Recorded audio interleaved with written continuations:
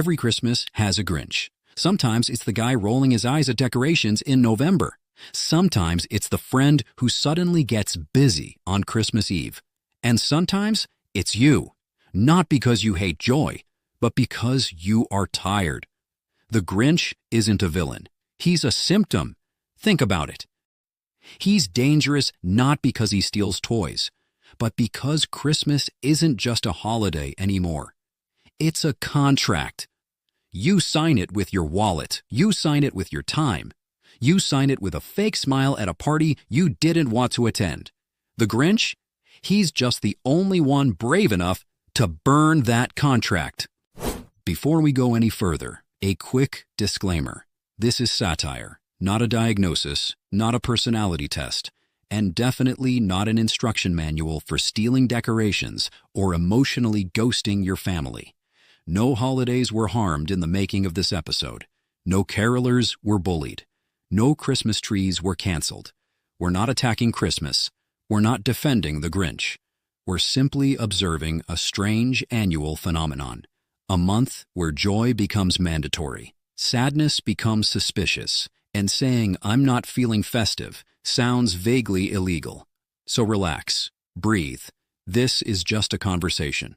And if at any point you feel personally attacked, congratulations. That means it's working.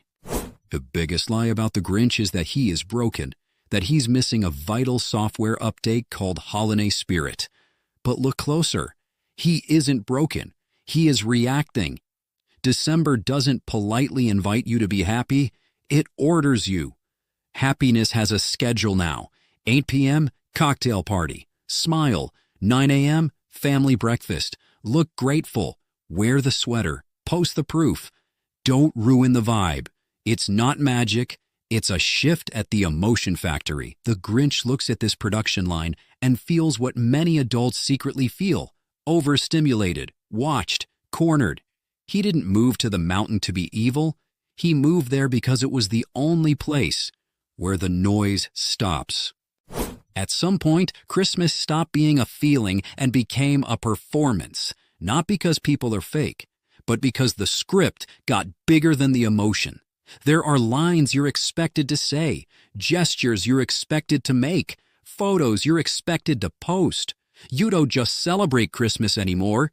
You prove that you're celebrating it. You prove it with decorations, with reactions, with visible joy. And the more visible it becomes, the less space there is for quiet emotions. Christmas turns into a stage where everyone is both actor and audience. You watch others perform happiness while making sure your own performance looks convincing enough. That's exhausting. The Grinch sees this clearly. He sees that joy is no longer optional. It's audited. Smile too little and people ask what's wrong. Smile too much and people assume you're pretending. Either way, you're being watched. So the Grinch does the most radical thing possible in a season obsessed with appearances. He refuses to participate. Not loudly, not aggressively. He simply doesn't show up. And in a culture where presence equals approval, absence feels like sabotage. That's why Christmas treats the Grinch as a problem to be fixed, not because he's cruel, but because he breaks the rhythm of the show.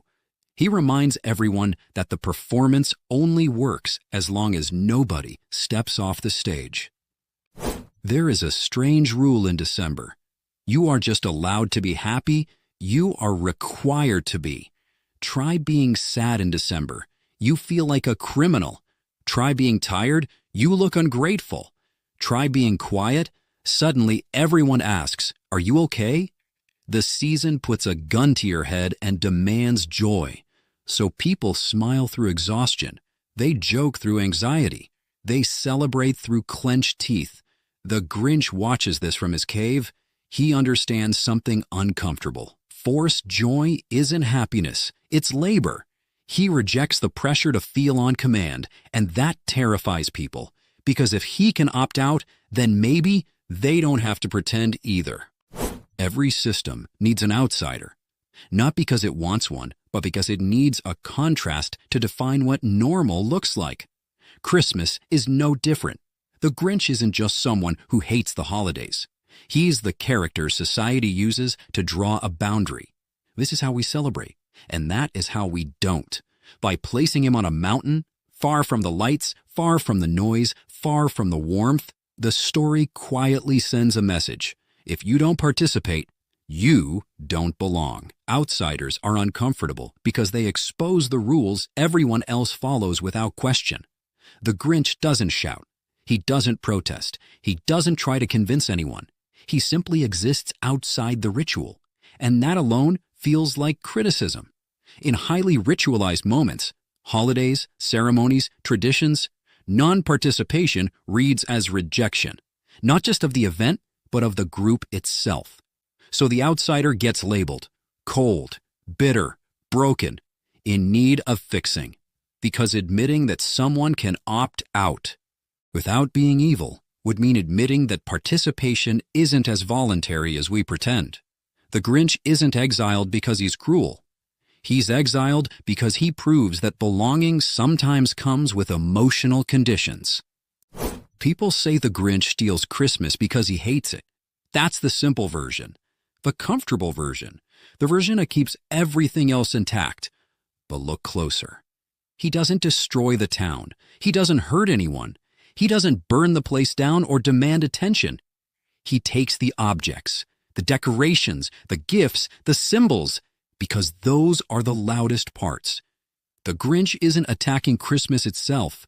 He's attacking the performance layer. He removes the costumes, the props, the noise, and then he waits because there's a quiet question underneath all of it. If you take away the lights, the music, the gifts, what's left? That's not hatred, that's a test. The Grinch wants to know whether Christmas survives without its armor, whether connection exists without amplification, whether warmth is real or just well decorated. Stealing Christmas isn't an act of cruelty, it's an experiment. And experiments make people nervous because they expose uncomfortable answers.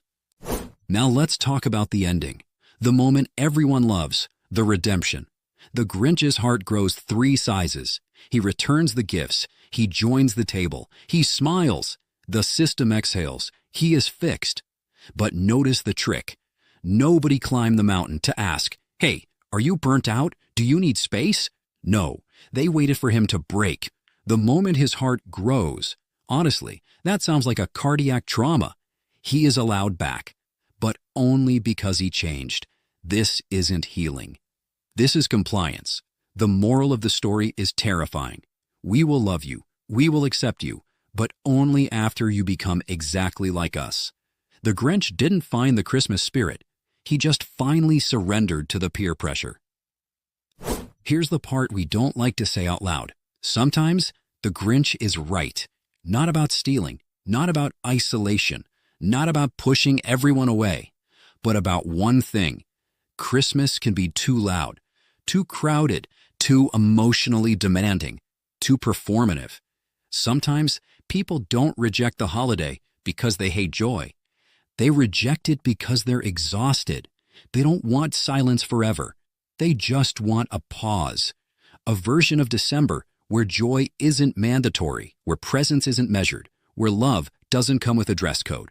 The Grinch doesn't ask for much. He doesn't demand applause. He doesn't try to convert anyone. He just wants space. And in a culture that equates togetherness with virtue, wanting space looks suspicious. But space isn't rejection.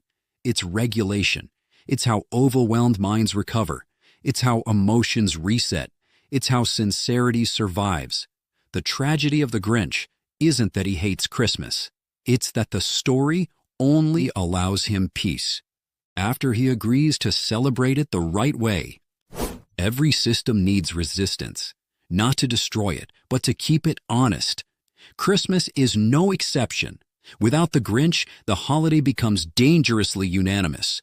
Everyone smiles. Everyone agrees. Everyone performs the same emotion at the same volume at the same time. And that's not harmony. That's uniformity. The Grinch introduces friction.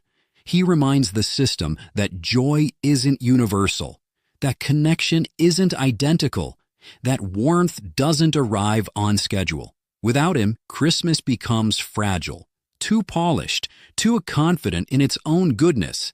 A celebration that doesn't tolerate discomfort slowly turns into pressure, and pressure always needs an outlet. So the Grinch plays a necessary role. He absorbs the tension. He carries the doubt. He says what others are afraid to admit, that not everyone experiences December as a miracle, and that's okay. A holiday that can't survive dissent isn't strong, it's brittle. The Grinch doesn't weaken Christmas. He stress tests it. The strongest version of Christmas isn't the loudest one.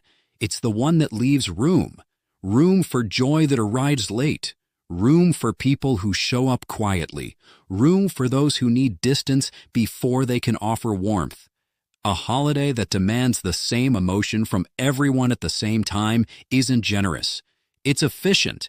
And efficiency has never been the point of human connection. The Grinch reminds us that belonging doesn't require synchronization. You don't have to feel everything to feel something. You don't have to perform joy to be capable of it. And you don't have to love Christmas loudly for it to still mean something to you. The best version of December isn't the one where everyone agrees. It's the one where no one is punished for feeling differently. Maybe the real lesson of the Grinch was never about learning to love Christmas. Maybe it was about letting Christmas be big enough to survive people who don't. Not everyone will sing, not everyone will decorate, not everyone will gather, and that doesn't mean the holiday failed. It means it matured. A tradition that only works when everyone feels the same isn't tradition, it's pressure. So let the Grinch stay. Let him stand at the edge of the noise. Let him watch from a distance. Let him take breaks when it gets too much. Because the moment Christmas allows that, it stops being a performance and becomes a choice. And choices are where meaning lives. If this episode made you rethink how December feels, subscribe to Punchline Protocol. And if you want the extended, uncensored director's version with all the extra layers left in, the entry point to the Protocol multiverse is in the description. Punchline Protocol explores the stories we grew up with. Dark Side Protocol explores the systems behind them. 2 divisions, 1 multiverse, and however you feel this season, that's allowed.